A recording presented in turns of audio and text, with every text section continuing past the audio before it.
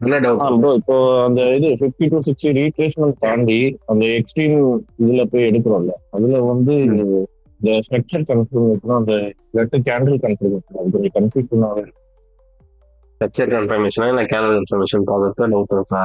இருக்கும். ஆமா. ம் பார்ப்போம். ஸ்க்ரீன் தெரியுதா பாருங்க. தெரியுது bro. ஃபர்ஸ்ட் வந்து ஒரு எக்ஸ்ட்ரீம் ஏரியானா வந்து இப்போ இந்த ஏரியா வச்சுக்கோங்க. இது ஒரு ஃபிளிப்பா 15 ஃபிளிப்னு வச்சுக்கோங்க. ஓகேவா? அதோட எக்ஸ்ட்ரீம் ஏரியா இது, அதோட ரீடெஸ்ட் ஏரியா. ஓகேவா? அதோட ரீடெஸ்ட் ஏரியா எங்க இருக்கும்? இங்க இருக்கும். ரைட்டா? இப்போ இந்த இடத்துல பார்க்கும்போது என்ன தெரியுது உங்களுக்கு? ஸ்ட்ரக்சர் வந்து ஃபார்ம் ஆயிருக்காங்க, தெரியுதுங்களா உங்களுக்கு? ஓகே. அப்போ என்ன பண்ணணும்? நம்ம ஷிஃப்ட்டுக்காக தான் நம்ம பார்க்கணும். இதே கண்டினியூஸா வந்து செல்லிங் கேனல் வந்து வச்சுக்கோங்க. ஐ மீன் ட்ராப்பா வந்திருந்ததுன்னா அப்போ கேண்டல் கன்ஃபர்மேஷன் வச்சு பார்த்துட்டு போகலாம். ஏன் சொல்றேன்னா, இப்போ இந்த இடத்துல வந்து கேண்டல் கன்ஃபர்மேஷன் பார்க்குறீங்க. ஓகேவா? பட் ஆனால் அந்த கேண்டல் கன்ஃபர்மேஷன் எதுக்காக இருக்குன்னா, இங்க மைனர் இம்பல்ஸ் இருக்குல்ல, எதுக்கு ரீடெஸ்டா போயிட்டு கூட கீழே வந்துருவாங்க. இதுல போய் நீங்க மாட்டிக்க கூடாது. ஓகேவா? அதே மாதிரி தான் எக்ஸ்ட்ரீம் ஏரியா. ஸ்ட்ரக்சர் இருக்கும் போது ஸ்ட்ரக்சர் ஷிஃப்ட் தான் நீங்க பார்க்கணும். புரியுதுங்களா? அப்படி இல்லைன்னா வெயிட் தான் நீங்க பண்ணணும். கேண்டல் இருந்தால் தாராளமாக கேண்டல் பார்த்துட்டு போகலாம். எப்படி வேணா நம்ம பண்ணலாம். ஓகேவா? ஆனால் ஸ்ட்ரக்சர் இருக்க மட்டும் வந்து ஷிஃப்ட் பாருங்க. முன்னாடியே போறீங்கன்னா வேணா மேபி அந்த ட்ரேட் போகலாம். போகலாம் என்ன பண்ணுவீங்க? தெரிஞ்சுனே அடி வாங்க கூடாதுல்ல.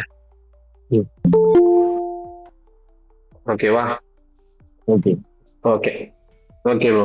நான் ரேண்டமா கூப்பிடுறேன். நான் அந்த பர்சன் மட்டும் இது பண்ணுங்க. இல்லைன்னா நீங்களே ஸ்க்ரீன் ஷேர் பண்ணீங்கன்னா பண்ணலாம். மந்த்ல இருந்து 15 சரியா நான் மார்க் பண்ண சொல்லுவோம். அது கரெக்டான பாக்குறீங்களா? லாஸ்டா நம்ம பார்க்கலாம். ஓகேவா? ஓகே. ம் யார் வரீங்க? இல்லை நானே கூப்பிட்டா? இல்லை ப்ரோ நான் ஷேர் பண்ணேன்னு சொல்லிட்டு நீங்களே வந்தீங்கன்னா ஓகே. பரீஸ்வரன் தானே? ஓகே. யூஎஸ்டி கேட் எடுத்துங்க. யூஎஸ்டி கேட் எடுத்துட்டு மந்த்ல இருந்து 15 சரியும் பார்த்தோம்.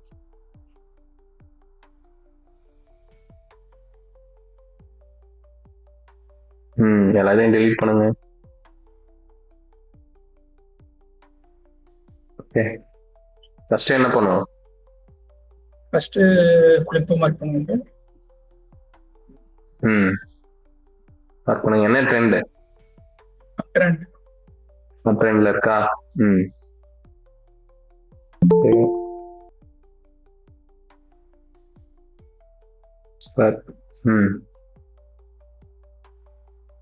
இது மந்தோட லோவா? இப்போ மைனஸ் ஸ்ட்ரக்சர் மார்க் பண்ணுங்க. அதோட லோ இந்த லோ பிரேக் ஆகுது வரையும் என்ன ட்ரெண்ட்? அப் ட்ரெண்ட். ட்ரெண்ட். ஒன்ஸ் அந்த லோ பிரேக் ஆகுனா எதுக்காக கீழே வருவாங்க? 52 இந்த இம்பல்ஸோட 50 to 60 வந்துட்டு கூட போடும். Okay super. வீக்லி போங்க. விசிபிலிட்டி ஆன் பண்ணீங்க மந்த் போயிட்டு. நான் மந்த்ல மைனஸ் ஸ்ட்ரக்சர் மார்க் பண்ணா எந்த டைம் ஃப்ரேம்ல மேஜரா இருக்கும்? வீக்ல மேஜரா இருக்குமா? நான் செலக்ட் பண்ணிட்டு போங்க வீக்லி.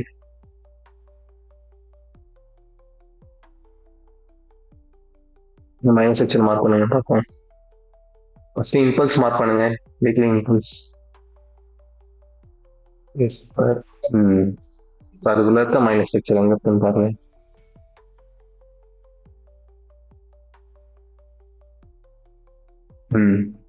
நெக்ஸ்ட் என்ன பண்ணலாம்? நெக்ஸ்ட் வீக்லி மைனர் கூட மார்க் பண்ணுவோம்.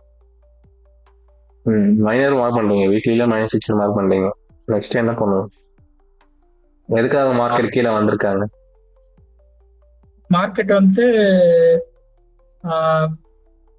இந்த லோல இருந்து கூட மேல போலாம். பட் இப்ப ஏன் வந்திருக்காங்கன்னா புரியல ப்ரோ நீங்க கேக்குறது. ஏன் வந்திருக்காங்க மீன்ஸ் வந்து எக்ஸ்ட்ரீம் ஏரியா வந்திருக்காங்களா? எக்ஸ்ட்ரீம் ஏரியால இருந்து வீக்கோட அங்க இருந்து என்ன பண்ண போறாங்க? தேர் இஸ் அ பாசிபிலிட்டி இங்க இருந்து மேல போலாம். ஆர் பிரேக் பண்ணா மைனர்ல இருந்து மேல போலாம். மைனரை பிரேக் பண்ணா டெஃபினட்டா 50 to 60 வரலாம்.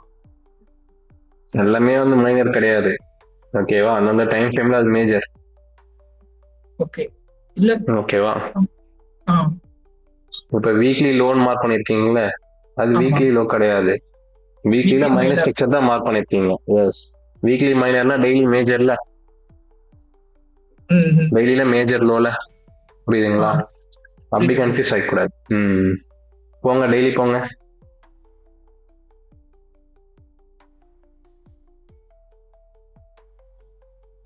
இப்ப மைனர் ஸ்ட்ரக்சர் மார்க் பண்ணுங்க பார்ப்போம்.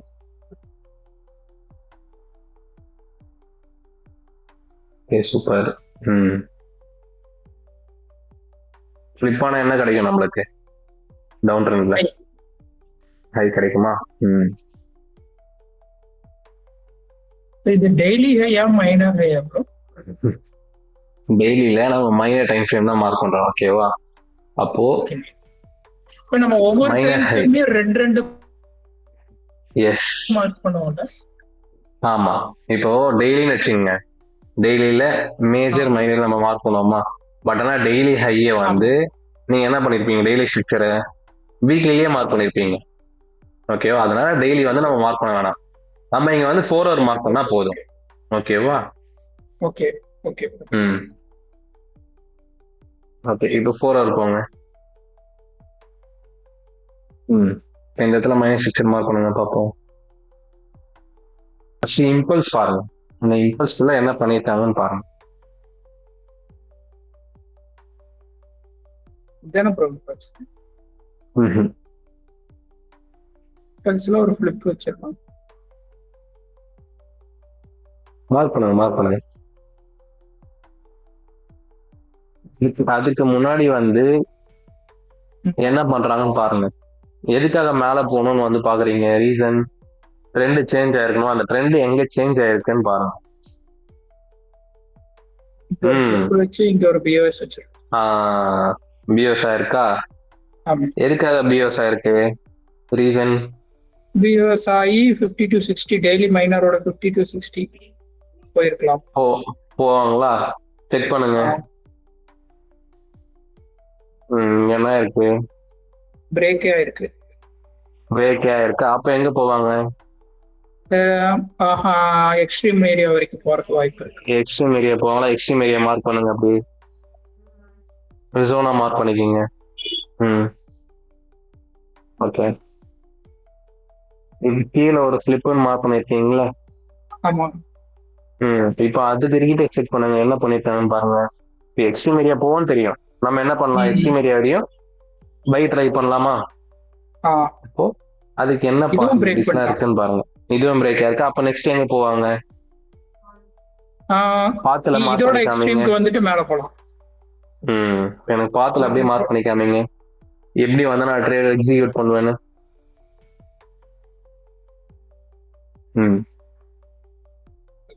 வச்சு இந்த பிஓஎஸ் ஆச்சுன்னா அதோட 50 to 60 வந்தோடனே கன்ஃபர்மேஷன் கிடைச்சோடனே நம்ம பை போடலாம். என்னென்ன கன்ஃபர்மேஷன்லாம் பாப்பீங்க 50 to 60ல? Structure shift. ஓகே, ஸ்ட்ரக்சரா தான் வந்திருக்கு மேக்ஸிமம். சோ ஸ்ட்ரக்சர் ஷிஃப்ட் தான் பார்க்கணும். ஓகே, இந்த இடத்துல சக்சஸ் பாக்குறீங்க. அதுக்கு அப்புறமா ஷிஃப்ட் ஆன அப்புறமா வந்து என்ன கன்ஃபர்மேஷன் பாப்பீங்க? அகைன் ரீடெஸ்ட் வருவாங்களா ஒரு இம்பல்ஸ்க்கு? அதுல கேண்டில் ஒருவேளை ரீட்ரேஸ் கேண்டிலா வந்ததுன்னா கேண்டில் கன்ஃபர்மேஷன் ஏதோ மார்னிங் ஜஸ்ட் ஒரு 2 கன்ஃபர்மேஷன் தான் பாப்பீங்களா ஒரு ட்ரேட் எடுக்கிறதுக்குனா? அப்படியே நான் சொல்லி கொடுத்திருக்கேன். ஆர்டர் பிளாக் ஓபி இருக்கா ஏதாவது இருக்கான்னு பார்க்கணும். சப்ளை டிமாண்ட் ஜோன் இருக்கு. ஒரு ட்ரேட் எடுக்கிறீங்கன்னா வந்து 3 or 4 கன்ஃபர்மேஷன் தான் இருக்கணும், ஓகேவா?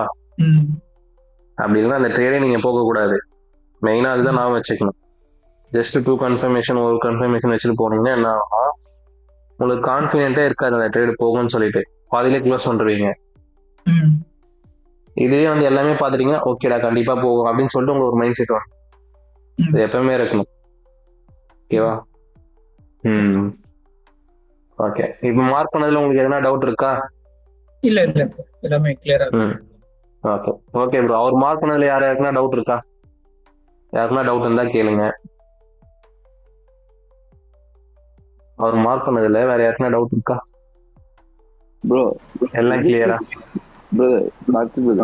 எதுக்கு 4 ஹவர்லயே அவருக்கு ட்ரைனிங் 50 பில்ஸுக்கு போகலையா? தாராளமா 15 மினிட்ஸ் போகலாம். 15 மினிட்ஸ் போனீங்கன்னா சேம் இதே ஸ்ட்ரக்சர் தான் இருக்க போகுது. ஸோ 15 மினிட்ஸ் போங்க ப்ரோ. ஓகே ஓகே ஓகே ஓகேவா?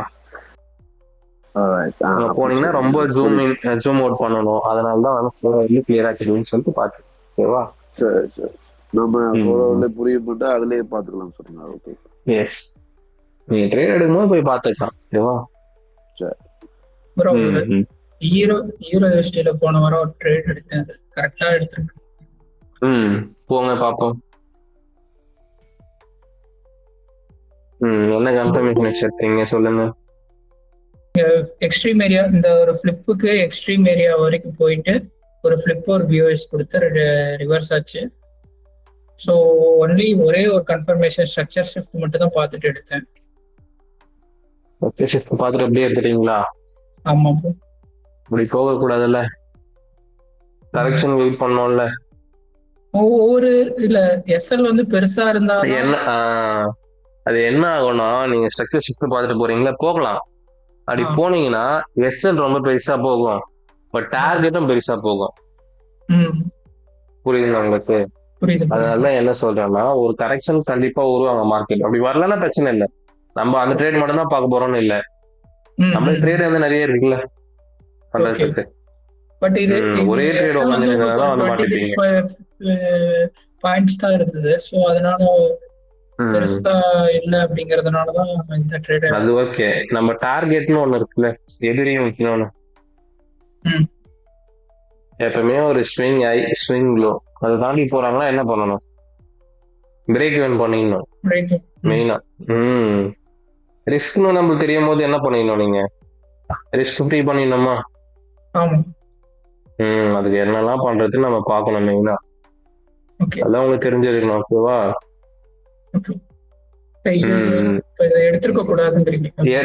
எடுத்துக்கீங்க ஓகே. பட் ஆனா வந்து எடுத்தீங்கன்னா வந்து என்ன ஆகும்?